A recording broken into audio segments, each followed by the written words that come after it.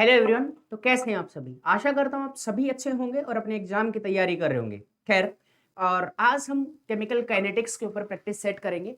Means practice set बोले तो कि कुछ क्वेश्चंस ऐसे होंगे जो हम सोल्व करेंगे, आपके एग्जाम से रिलेटेड क्वेश्चंस हैं। इसी टाइप के क्वेश्चंस आपसे पूछे जाएंगे, तो इस टाइप के क्वेश्चंस की आप भरमार प्रैक्टिस कीजिए ताकि आप अपने एग्जाम को बहुत अच्छे से निकाल पाए। तो क्वेश्चन नंबर फर्स्ट देखिए, आपके पास स्क्रीन के ऊपर दिखा है, मैंने एक रिएक्शन लिखी है 4NH3 react with 5O2 gives 4NO plus 6H2O। ये एक बैलेंस्ड केमिकल रिएक्शन है। यहां पे जनरल सी बात है, मैंने लिखा हुआ है कि ammonia react with oxygen form NO nitrogen oxide plus 6H2O बोले तो वाटर। अब कहते हैं कि concentration of NH3 I mean ammonia, यहां ये NH3 है, अमोनिया कुछ इस प्रकार से NH3 changes from 0.2 to 0.2 molar in 3 minutes. आपको टाइम दे दिया गया और चेंज इन कॉन्सेंट्रेशन दे दी गई। फर्स्ट ऑफ ऑल आपसे पूछा है कि आप ये बताइए कि रेट ऑफ रिएक्शन क्या होगी। मतलब मैं पहले तो इस क्वेश्चन में रेट ऑफ रिएक्शन अगर लिखना चाहूं according to differential rate equation, it will be -1/4 multiplied by change in concentration of NH3 divided by dt। अगर rate with respect to oxygen अगर मुझे लिखना पड़ जाए तो मैं लिखूंगा will be equals to 1/5 -1/5 multiplied by change in concentration of O2 divided by dt। अगर सिमिलरली मुझे प्रोडक्ट के रेस्पेक्ट में रेट लिखनी पड़े NO के रेस्पेक्ट में, तो साइन पॉजिटिव आता है, चेंज इन कॉन्सेंट्रेशन, सॉरी यहां से इसका स्टोइकोमेट्रिक कोफिशिएंट जो है वो है 4, तो 1/4 into change in concentration of NO। बहुत बार इसे ना एक्टिव मास बोला जाता है, तो कंफ्यूज नहीं होना, एक्टिव मास ऑफ NO बोल सकता हूं मैं। उसके बाद सिमिलरली यहां पे अगर वाटर के रेस्पेक्ट में लिखना है तो 1/6 into change in concentration of H2O divided by dt। ये तो है रेट ऑफ रिएक्शन।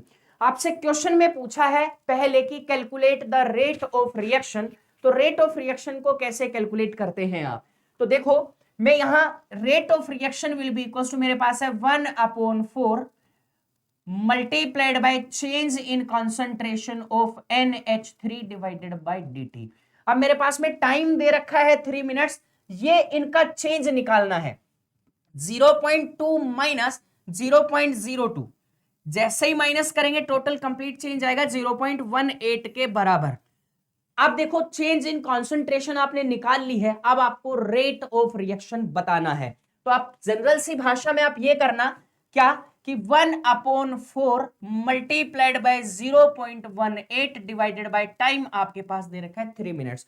चाहो तो सेकंड में इसे कन्वर्ट करके आप इसे नीचे 3 मल्टीप्लाइड बाय 60 लिख दो और यहां से आपको रेट ऑफ रिएक्शन मिल जाएगी। तो ये तो हमारे पास आ चुकी है रेट ऑफ रिएक्शन। आगे आप इसे कैलकुलेट कर लें, कैलकुलेट करोगे तो आपके पास रेट ऑफ रिएक्शन मिल जाएगी, आंसर आपके पास में आ जाएगा समथिंग अबाउट 0.6। आप इसे कैंसिल करोगे 0.6, तो 0.6 डिवाइडेड बाय 4, इस तरीके से रेट ऑफ रिएक्शन आ जाती है। अब अगर रेट ऑफ रिएक्शन आपके पास में आ गई तो यहां आपको क्या करना है, देखो नेक्स्ट क्वेश्चन जो आपसे पूछा है, अगला इसी के अंदर क्वेश्चन का एक पार्ट पूछ लिया आपसे कि rate of disappearance of O2। क्या पता है आपको कि अगर आप rate of reaction with respect to O2 लिखते हैं तो 1/5 माइनस में जाता multiplied by change in concentration of O2 divided by dt। यही तो करते। अच्छा, विल बी इक्वल्स टू किसके बराबर है? ये बराबर है -1/4 change in concentration of NH3 divided by dt। ये दोनों रेट ऑफ रिएक्शन है, लेकिन पूछा क्या है कि rate of disappearance of O2। जब भी किसी एक पर्टिकुलर रिएक्टेंट और प्रोडक्ट के बिहाफ पे रेट पूछे, पर्टिकुलर रिएक्टेंट बोले तो कि रिएक्टेंट में पूछे रेट ऑफ डिसअपियरेंस, अगर प्रोडक्ट में पूछे rate of appearance, then stoichiometric coefficient को आप इंक्लूड नहीं करते हैं। तो क्या होगा? तो ये होगा, ये वैल्यू तो आपने निकाल ली, ये वैल्यू क्या है आप देखो, d of O2 divided by dt, ये है rate of disappearance of O2। अब यहां ये वैल्यू निकाली 0.6 डिवाइडेड बाय 4, इधर 1/5 से मल्टीप्लाई करोगे तो ये 5 आ जाएगा। ये आ जाएगी आपके पास rate of disappearance of O2। Similarly अगर आपको अपीयरेंस ऑफ NO और H2O निकालना है तो भी आप इसे रेट के साथ, जैसा मैंने O2 के साथ कंपेयर किया, O2 को कंपेयर किया NH3 से, सिमिलरली आप NO और H2O के अंदर भी कर देंगे। ऐसा करने पर आपको एक बार तो 4 मल्टीप्लाइड बाय 0.6 डिवाइडेड बाय 4, एक बार आपको 6 मल्टीप्लाइड बाय 0.6 डिवाइडेड बाय 4, कुछ इस तरीके से आपको रेट ऑफ रिएक्शन निकालनी है, रेट ऑफ अपीयरेंस निकालना है, रेट ऑफ डिसअपीयरेंस निकालना है with respect to a particular reactant और अ पर्टिकुलर प्रोडक्ट। ये चीज याद रखना, जब भी आप डिफरेंशियल रेट इक्वेशन से रेट निकालते हैं तब आप स्टोइकियोमेट्रिक कोफिशिएंट को कंसंट्रेशन से डिवाइड कर देते हैं, कंसंट्रेशन को डिवाइड कर देते हैं। लेकिन अगर आपको एक पर्टिकुलर रिएक्टेंट में पूछा जाए कि रेट ऑफ अपीयरेंस और रेट ऑफ डिसअपीयरेंस, तब आप स्टोइकियोमेट्री को इंक्लूड नहीं करते हैं, ठीक है ना। तो इस तरीके से आप अगर क्वेश्चन सोल्व करेंगे तो इस क्वेश्चन का आंसर आपको मिल जाता है। अब उसके बाद नेक्स्ट क्वेश्चन पे आते हैं। पहले नेक्स्ट क्वेश्चन को समझते हैं। देखो आपको कहता है कि calculate the order of reaction, आपसे ऑर्डर पूछा, रिएक्टेंट कौन कौन है, 2NO प्लस O2, ये रिएक्ट करके 2NO2 बनाता है। अब यहां क्या क्या मिला है हमें, देखो हमें मिला है कॉन्सेंट्रेशन ऑफ NO और कॉन्सेंट्रेशन ऑफ O2, इसके साथ आपको रेट ऑफ रिएक्शन मिला है। एक्सपेरिमेंट नंबर फर्स्ट में NO की कॉन्सेंट्रेशन कुछ 1.5 है, कॉन्सेंट्रेशन ऑफ O2 4 है, रेट ऑफ रिएक्शन है 4.4 cross 10 to the power -4। Similarly ये 10 टू द पावर -4 आएगा भाई इन सब के अंदर, ये डेटा गलत है, 10 टू द पावर -4 लेना है आप सब में। ये क्वेश्चन बाय मिस्टेक ऐसा टाइप हो गया, बाकी इसमें भी 10 टू द पावर -4 और नीचे वाले में भी 10 टू द पावर -4 है। खैर अब देखो सेकंड नंबर एक्सपेरिमेंट की अगर हम बात करें तो रेट और कॉन्सेंट्रेशन ऑफ NO कितना दे रखा है 1.5, O2 की कॉन्सेंट्रेशन को क्या कर दिया इसने, डिक्रीज कर दिया। ध्यान से सुनना एक बार कि अगर इसे कि क्या किया, इसे डिक्रीज किया, हाफ कर दिया, इसे क्या रखा, कांस्टेंट रखा, इसे क्या कर दिया, हाफ, तो रेट ऑफ रिएक्शन भी क्या हो जाती है, हाफ हो जाती है, 4.4 से 2.2 आ जाती है। एक तो शॉर्ट मेथड बता रहा हूं किस तरीके से क्वेश्चन सोल्व करने। थोड़ी ऑब्जर्वेशन में देखो कि from experiment number 1 and 2, experiment number first and second में आप क्या लिखोगे, ऑर्डर ऑफ द रिएक्शन किस तरीके से लिखोगे कि rate will be equal to K into concentration of NO raise to power x और concentration of O2 raise to power y। NO की कॉन्सेंट्रेशन x है, सॉरी पावर x है, यहां देखो इसे कांस्टेंट रखा गया है। इट मींस कि यहां इसके ऊपर डिपेंडेंसी नहीं दिखा रहे हैं हम, तो क्या कर रहे हैं, O2 की कॉन्सेंट्रेशन को अगर हाफ करते हैं तो रेट ऑफ रिएक्शन भी क्या हो जाती है, हाफ हो जाती है। इट मींस कि rate is depends on concentration of O2 और रेज टू पावर 1 कर देता हूं। क्यों, क्योंकि जितना कॉन्सेंट्रेशन को इंक्रीज कर रहे हो, जितना गुना रेट ऑफ रिएक्शन भी उतना गुना इंक्रीज हो रही है, जितना कॉन्सेंट्रेशन को डिक्रीज करते हो रेट ऑफ रिएक्शन भी उतना क्या करती है, डिक्रीज करती है। अब नेक्स्ट वाले उस पे आ जाते हैं। अब देखो एक्सपेरिमेंट नंबर फिर वही क्या कि मैं करता हूं एक्सपेरिमेंट फ्रॉम फर्स्ट और थर्ड को कंपेयर करता हूं। यहां से फर्स्ट और थर्ड को कंपेयर करने पर मुझे क्या मिलेगा, देखो कि मैंने क्या किया कि रेट कॉन्सेंट्रेशन ऑफ NO को 2 गुना बढ़ा दिया। एक्सपेरिमेंट नंबर फर्स्ट और थर्ड की बात कर रहा हूं मैं, कॉन्सेंट्रेशन ऑफ NO को कितना गुना इंक्रीज कर दिया, 2 टाइम्स इंक्रीज कर दिया। सिमिलरली मैंने यहां से इसको हाफ कर दिया, ये तो हम पहले रिलेशन में पढ़ चुके हैं। तो ये जो रेट ऑफ रिएक्शन है वो भी कितना गुना बढ़ जाती है, 2 गुना बढ़ जाती है, ठीक है ना। जब इसे 2 गुना किया तो ये भी क्या हो जाती है, 2 गुना बढ़ जाती है। तो इस तरीके से भी आप order of the reaction calculate कर सकते हैं। लेकिन इसका जो दूसरा तरीका है, इसका जो सेकंड मेथड है rate of reaction calculate, order of the reaction calculate करने का, वो कुछ इस तरीके से है, वो समझेंगे कि from experiment number first and second, ध्यान से सुनना, experiment number experiment number first and second. अब सेकंड और फर्स्ट से आप क्या निकालोगे, देखो आपको क्या दे रखा है, आप ऑर्डर ऑफ द रिएक्शन कैसे लिखोगे। मैं फर्स्ट और सेकंड दोनों को लिख के चलता हूं एक बार। आप लिखोगे कि concentration of NO raise to power X, concentration of O2 raise to power Y will be equals to rate of reaction. यहां के भी लिख के चलो। अब आप क्या कर दो, सिमिलरली मैं कहूं रेट ऑफ एक्सपेरिमेंट नंबर 1 और रेट ऑफ एक्सपेरिमेंट नंबर 2, आप क्या कर दो, आप कर दो rate of experiment number 2 divided by rate of experiment number 1।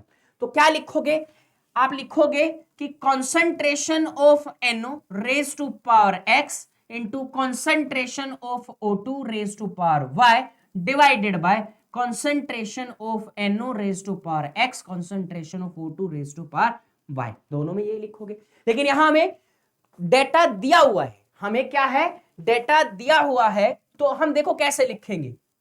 देखो नेक्स्ट स्लाइड के अंदर, अरे ये सेव नहीं हुआ, चलो कोई बात नहीं। हम देखो हमें इन्हें क्या कर रहे हैं, डिवाइड कर रहे हैं। डिवाइड करने का मतलब क्या हो गया कि भाई डिवाइड करने पर हम ये लिखेंगे कुछ इस तरीके से कि भाई 4.4 2.2 क्रॉस 10 टू द पावर हम लिखेंगे -4। नीचे वाला मैंने पहले बताया कि ये भी -4 है। आया, मैंने क्या किया, एक्सपेरिमेंट नंबर सेकंड को फर्स्ट से डिवाइड किया है, विल बी इक्वल्स टू किसके बराबर। अब फर्स्ट और सेकंड के अंदर क्या है, ये है 1.5 divided by 1.5 raise to power दोनों की क्या है भाई। इसके बाद इनटू कॉन्सेंट्रेशन ऑफ जो एक्सपेरिमेंट नंबर सेकंड के अंदर इसकी वैल्यू क्या है 2 है, और raise to power y experiment number इसके अंदर फर्स्ट के अंदर इसकी वैल्यू 4 है, तो रेज टू पावर y। ये कैंसिल हो गया, ये x है, ये कैंसिल हो गया, मतलब x डिपेंड नहीं करता, तो कौन डिपेंड करता। अब देखो इसे कैंसिल आउट करोगे तो ये 2 1/2 विल बी इक्वल्स टू, ये भी कितना आएगा 1/2 रेज टू पावर y, ऐसा ही आएगा ना। अब मैं क्या लिखूं कि भाई मैं इसकी पावर को भी तो 1 मान सकता हूं। जब बेस सिमिलर हो तो पावर्स इक्वल होती हैं, तो y equals to 1। It means कि rate is directly proportional to concentration of O2 raise to power 1। इस तरीके से आप निकालोगे, क्या निकालोगे, rate of sorry order of reaction with respect to O2। तो यहां कितना आया है, 1 के बराबर आया है। सिमिलरली अब आप क्या कर दो, एक्सपेरिमेंट नंबर सेकंड और थर्ड को कंपेयर कर लो, सेकंड और थर्ड को कंपेयर कर लो। सेकंड और थर्ड को कंपेयर करोगे तो आप ये कर लो कि एक्सपेरिमेंट नंबर थर्ड को डिवाइड कर दो सेकंड, इस तरीके से। तो जो भी आपके पास में डेटा दे रखा है, अब देखो थर्ड के अंदर क्या दे रखा है, इसमें तो ये चेंज ही नहीं हो रहा, इसके ऊपर तो डिपेंड ही नहीं करता। इट मींस कि मैं यहां लिखूं कि रेट ऑफ रिएक्शन, यहां से आपको दिखेगा अच्छे से, रेट ऑफ रिएक्शन मतलब हम लिखे थर्ड की, तो थर्ड का दे रखा है 8.8 cross 10 to the power -4 divided by 2.2 cross 10 to the power -4 will be equals to 3। इसको लिखेंगे ऐसे, हाँ हम लिखेंगे 3 raise to power x divided by 1.5 raise to power x into 2 raise to power y divided by 2 raise to power y। इनमें मैंने concentration को mention किया, ये वाला कैंसिल आउट, ये कटा कितने से 2 से, और ये कटा 4 से, तो यहां हम लिख सकते हैं कि ये आ गया 4 equals to 2 raise to power x। आ गया ऐसा, हाँ देखो यहां पे 2 आया तो 2 रेज टू पावर x। अब क्या करें, मैं इस 4 को लिख दूं 2 raise to power 2 will be equals to 2 raise to power x। तो बेस सेम, पावर क्या होती है, इक्वल होती है, तो यहां पे आप लिख सकते हो x की जो वैल्यू है वो किसके बराबर आई है, 2 के बराबर आई है। x की वैल्यू कितने बराबर, 2 के बराबर। तो आप लिख सकते हो rate is directly proportional to concentration of NO raise to power 2। अब आपको क्या बताना है, ऑर्डर बताना है।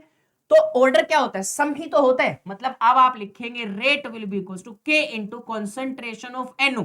x की वैल्यू मैंने 2 निकाली, कंसंट्रेशन ऑफ O2 y की वैल्यू मैंने 1 निकाली। ऑर्डर क्या हो जाएगा 3, 2 + 1 किसके बराबर 3। तो ये जो इक्वेशन है, ये जो रिएक्शन है वो थर्ड ऑर्डर केमिकल रिएक्शन है। अगर order with respect to x मान के चलेंगे तब तो आप बता NO के मान के चलेंगे तब तो सेकंड ऑर्डर, उसके बाद अगर O2 के को मान के चलते हैं तो फर्स्ट ऑर्डर, और overall order of the reaction is third order reaction. ठीक है, इसके बाद हम चलते हैं हमारे नेक्स्ट क्वेश्चन पे। नेक्स्ट क्वेश्चन भी कुछ ऐसा ही है, calculate the order of reaction. कैसे कैसे चीजें दे रखी हैं आपको। अब देखो यहां आपको दे रखा है ए रिएक्ट करता है बी के साथ और कोई भी प्रोडक्ट सी बनाता है। क्लियर। अब कॉन्सेंट्रेशन ऑफ ए मिला है आपको, कॉन्सेंट्रेशन ऑफ बी मिला है और साथ में रेट ऑफ रिएक्शन भी मिला है। अच्छा इसे देखो 1.6 क्रॉस 10 टू द पावर -3, ये थोड़ा कंफ्यूजन है तो मैं यहां इसे ऐसे लिख देता हूं कि 16 multiplied by 10 to the power -4। यहां आपकी कैलकुलेशंस जो है वो आसान हो जाती हैं। क्या लिखूं मैं लिख दूं 16 multiplied by 10 to the power -4, इस तरीके से लिख देते हैं। उसके बाद आता है कि भी अब देखो आपको क्या बताना है, ऑर्डर ऑफ द रिएक्शन। पहले आप रेट लिखो, कैसे लिखेंगे, रेट लिखेंगे rate will be equals to K into concentration of A raise to power X into concentration of B raise to power Y। आपको क्या चाहिए, आपको चाहिए X और Y की वैल्यूज, आपको क्या चाहिए, X और Y की वैल्यू चाहिए। तो कैसे निकालेंगे, अब सुनो, देखो from experiment number first and second आप क्या कर दो, एक्सपेरिमेंट नंबर सेकंड की जो रेट है वो क्या है, वो रेट है 16 multiplied by 10 to the power -4।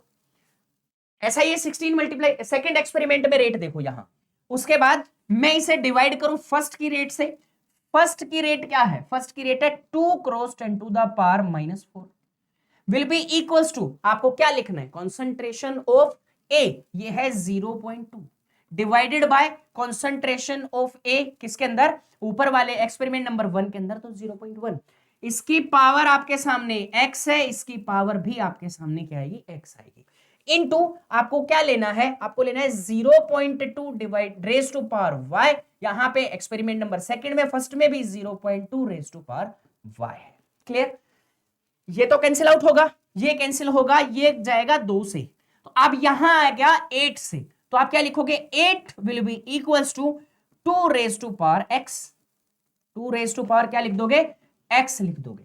मैं इस 8 को कुछ ऐसे लिख दूं, 2 raise to power 3 will be equals to 2 raise to power x। Base दोनों के सेम है तो पावर इक्वल होगी, तो आप लिखोगे x will be equals to 3।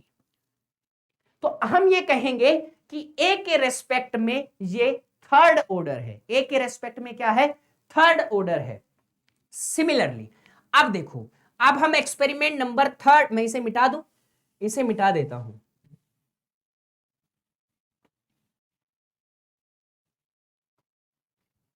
अब आगे आता है एक्सपेरिमेंट नंबर थर्ड, सेकंड और थर्ड से। सेकंड और थर्ड का मतलब थर्ड को मैं डिवाइड कर दूं सेकंड से। अब देखो यहां ना ऐसा नहीं करते हम करते हैं एक्सपेरिमेंट नंबर फर्स्ट और थर्ड को कंपेयर, क्योंकि यहां वेरिएबल है, ये भी तो चेंज हो रहा है, तो फिर हमें इसे भी इंक्लूड करना पड़ेगा, तो हमारी कैलकुलेशन जो है वो बढ़ जाती है। कैलकुलेशन क्या हो जाती है, बढ़ जाती है। तो हम ऐसा नहीं करेंगे, हम क्या करेंगे, एक्सपेरिमेंट नंबर फर्स्ट और थर्ड को कंपेयर करेंगे। फर्स्ट और थर्ड को जब कंपेयर करते हैं तो फर्स्ट थर्ड के अकॉर्डिंग रेट क्या लिखूंगा कि 0.1 raise to power x divided by, first के लिए क्या लिखूंगा, 0.1 raise to power x into, यहां क्या है, यहां है 0.4 raise to power y divided by 0.2 raise to power y। भाई ये 0.2 है, ये 0.4 है, थर्ड को डिवाइड कर रहा हूं 2 से, फर्स्ट से, तो कुछ इस तरीके का लिखूंगा। अच्छा रेट ऑफ रिएक्शन थर्ड में क्या है, थर्ड में है 2 क्रॉस 10 टू द पावर -4।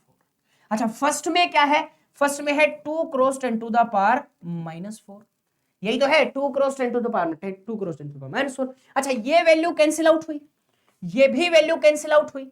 अच्छा ये भी कैंसिल, ये भी कैंसिल, तो मैं इसे देखो, इसे कितने से कैंसिल आउट कर सकता हूं, 2 से कैंसिल आउट कर सकता हूं, तो ये आ गया 2 will be equals to 1 raise to power y। ऐसा ही तो है, 1 रेज टू पावर y।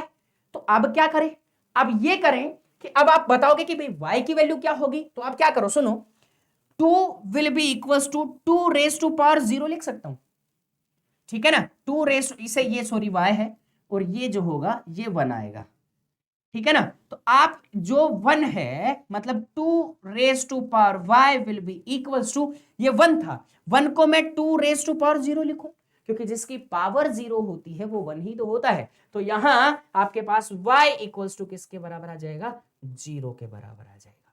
तो x की वैल्यू तो मैं आपने निकाली 3 और y की वैल्यू 0, तो ये जो ऑर्डर है, ऑर्डर ऑफ द रिएक्शन कितना आ जाएगा, थर्ड ऑर्डर आ जाएगा। इस तरीके से आपको order of the reaction find out करना है। फिर चलते हैं हमारे नेक्स्ट क्वेश्चन पे। अब देखो नेक्स्ट क्वेश्चन कहता है कि calculate the half life period of this reaction. बहुत आसान सा क्वेश्चन है। आपको कॉन्सेंट्रेशन दे रखी है, इनिशियल कॉन्सेंट्रेशन 0.6, उसके बाद जीरो टाइम पे after 5 minutes it will be changes 0.6 to 0.4, फिर आता है 0.2 और फिर हो जाता है 0। मतलब जहां 0 हो गया इसका मतलब रिएक्शन कंप्लीट हो गई। आपको पूछा क्या है, टी हाफ। क्या पूछा है, टी हाफ। आपको क्या इतना जरूर पता होगा कि T 100% of the reaction will be equals to 2 times of T half. क्या होता है, 2 टाइम्स ऑफ टी हाफ। और अगर आपको टी हाफ निकालना है यहां से तो टी 100% डिवाइडेड बाय 2। टी 100% कितना दे रखा है, 15, तो 15 डिवाइडेड बाय 2, ये आपका हाफ लाइफ पीरियड होगा 7.5 के समथिंग। तो यहां जो half life period of the reaction आएगा 7.5 मिनट्स के बराबर आएगा। किसके बराबर आता है, 7.5 मिनट्स के बराबर। देन नेक्स्ट क्वेश्चन पे चलते हैं हमारे। नेक्स्ट क्वेश्चन देखो, नेक्स्ट क्वेश्चन है first order reaction is 75% completed in 10 minutes. कोई भी एक रिएक्शन है 75%, T75, देखो इस रिएक्शन में ये दे रखा है कि जो T75% है वो 10 मिनट्स दे रखा है। कितना दे रखा है, 10 मिनट्स दे रखा है। पहला पूछा है हाफ लाइफ, फर्स्ट में क्या पूछा, half life order of half life पूछा है रिएक्शन का। तो देखो एक चीज बताता हूं कि A गिव्स प्रोडक्ट, अगर हम फर्स्ट टी हाफ की बात करते हैं, फर्स्ट टी हाफ की बात करते हैं तो ये आता है कि भाई A0/2 इसकी कॉन्सेंट्रेशन। नेक्स्ट की बात करूं मैं, टी हाफ नेक्स्ट की बात करूं तो वो आता है समथिंग अबाउट A0/4, और इसे ही रिएक्शन का 75% कंप्लीशन कहते हैं। इसे ही क्या कहते हैं, 75% कंप्लीशन कहा जाता है। मतलब कि अगर इस रिएक्शन में आप ये कह दो कि T75% will be equal to 2 times of T half. T75% क्या होगा, 2 टाइम्स ऑफ टी हाफ होगा। भाई 2 टी हाफ आते हैं तब 75% पे पहुंचते हैं। खैर अब अगर आपसे दिया जाए कि T half will be equals to, आप ये लिख दोगे कि T75% डिवाइडेड बाय, क्लियर। अब यहां से आपको मिल जाएगा कि T half will be equals to T75 10 दे रखा है तो डिवाइड कर दो 2 से, ये आ गया 5 के बराबर। तो इसका आंसर क्या होगा, 5 मिनट्स हो जाएगा। इट इज 7.5% पूछा तो ये मानो 3 टाइम्स ऑफ टी हाफ, मतलब T87.5% इक्वल्स टू होता है 3 टाइम्स ऑफ टी हाफ।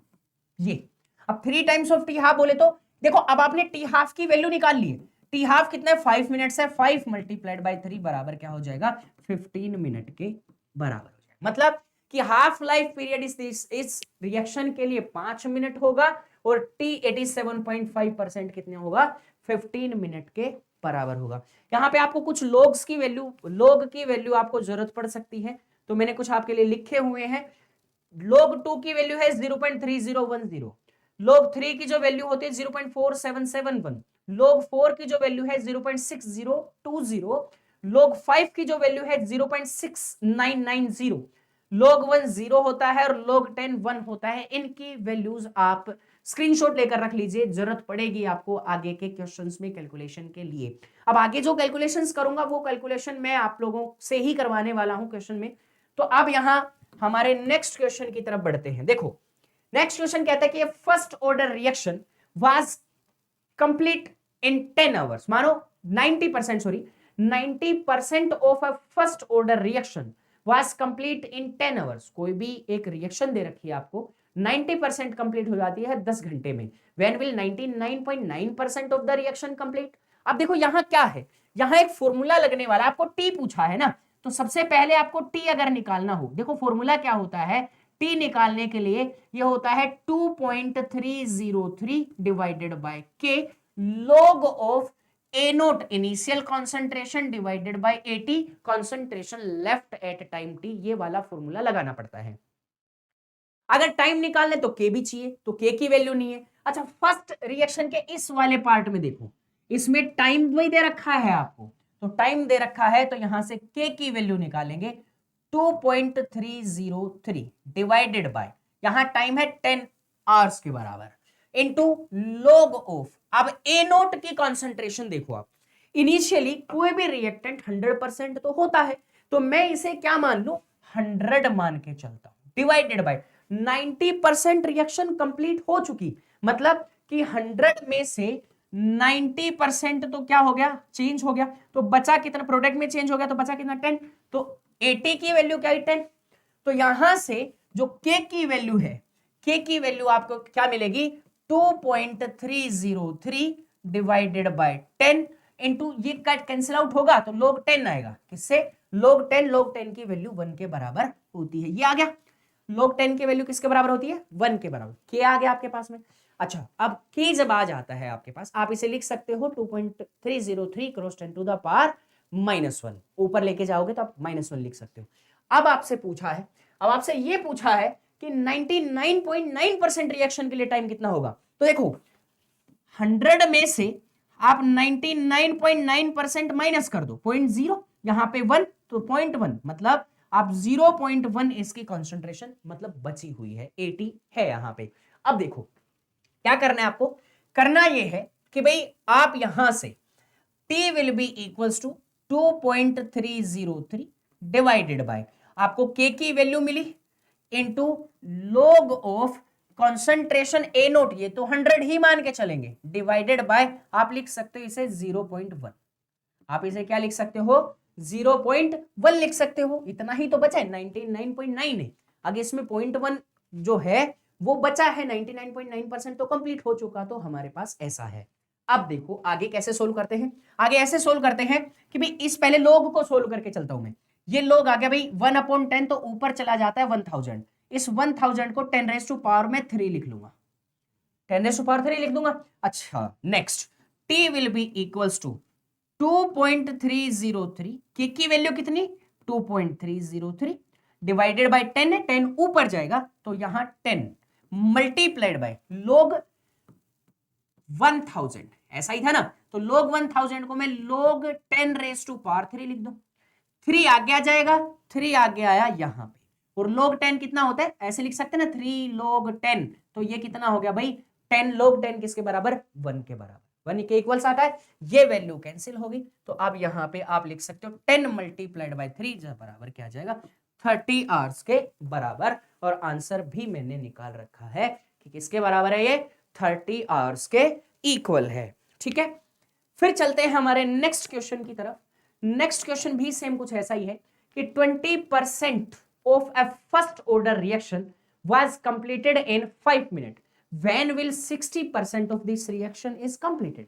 कहता है कि 20% रिएक्शन, यहां पे भी आपको के की जरूरत पड़ेगी, then K will be equals to 2.303 divided by time कितना है 5 मिनट से, इनटू log कितना, log ऑफ इनिशियल कॉन्सेंट्रेशन को 100 मान लो, 20% कंप्लीट हो गया तो बचा कितना, 80, ठीक है ना, ये गया यहां, आप इसे कैंसिल आउट कर सकते हो इससे, ये गया भाई 5 और 4, तो यहां आ गया k will be equals to 2.303 divided by 5 into log of 5 divided by 4 आ गया। अच्छा, log की प्रॉपर्टी होती है log m by n will be equals to log m minus log n, then k will be equals to 2.303 divided by 5 into log of 5 minus log of 4 आ गया।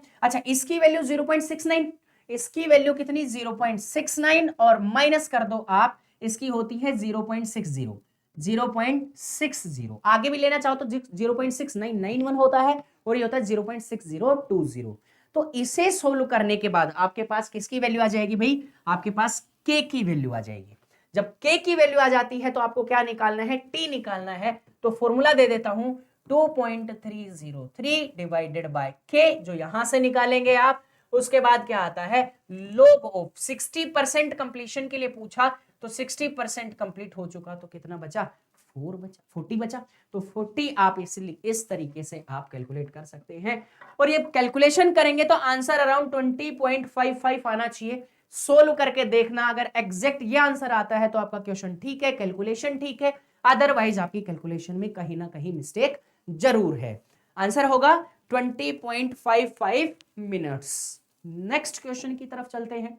For the first order reaction half life is 6 minute, calculate the half life of the reaction. ये question कैसा, for the first order reaction half life is 6 minute, calculate the, यहां half life नहीं आएगा भाई, calculate the rate constant आएगा, calculate the के for this reaction. तो हम यहां zero order first order reaction के लिए टी हाफ लिखते हैं 0.693 डिवाइडेड बाय के। अगर रेट कांस्टेंट निकालना है तो 0.693 डिवाइडेड बाय टी हाफ। तो यहां पे K will be equals to 0.693 divided by T half, दे रखा है 6 मिनट्स, तो ये आपका रेट कांस्टेंट आ जाएगा। वो बाय मिस्टेक ऐसा टाइप हुआ है, लेकिन यहां पे आपको क्या निकालना है, calculate the rate constant for this reaction. First order reaction है, पहले हाफ लाइफ दे रखा है, फॉर्मूला होता है T half will be equals to 0.693 divided by K. यहां से के मतलब रेट कांस्टेंट अगर निकालना है तो 0.693 divided by T half. T half की वैल्यू 6 दे रखी है, आंसर आप निकाल सकते हैं। ये समथिंग अबाउट 0.1155 पर मिनट आता है, क्योंकि मिनट इनवर्स यहां से आप इसकी यूनिट लेते हैं। नेक्स्ट है क्वेश्चन सेम टाइप का है, आप यहां से कर भी सकते हैं। कहते हैं कि first order reaction 90% complete in 40 minutes, 90% complete हो जाती है 40 मिनट्स के अंदर। आपको क्या लिखना है, calculate half life of the reaction. देखो बच्चे, बात ऐसी है कि इस रिएक्शन में आपको पहले निकालना पड़ेगा के। कैसे निकालेंगे, के निकालेंगे 2.303 divided by T into log of concentration of A note, मतलब ए नोट डिवाइडेड बाय 80 लिखोगे सिंपल सी भाषा में।